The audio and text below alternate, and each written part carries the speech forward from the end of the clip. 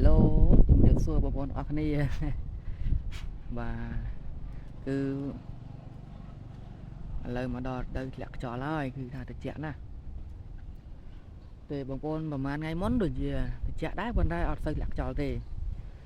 អញ្ចឹងវាមកល្មមតែតែប្រហែលថ្ងៃ2 3ថ្ងៃនេះគឺថាត្រជាក់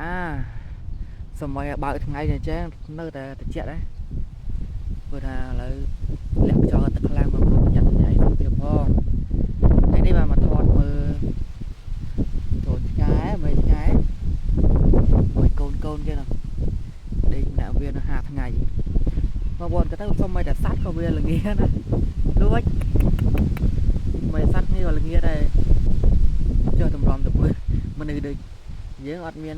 រោមមានអីដូចគ្នាប៉ុន្តែយើងមានអាវគ្នានោះមានរោមតែយើងម្យ៉ាងម្នាក់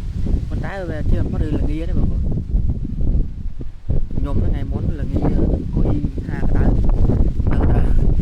ល្ងាកន្លោយណាអើយទ្រូលួច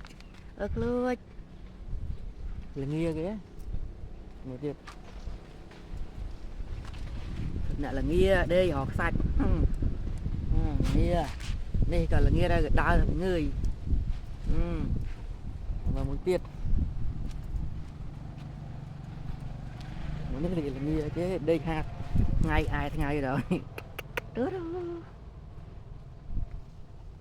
បាទបងប្អូនញ៉ាំវីដេអូមានប៉ុណ្ណឹងទេសូមអរគុណច្រើន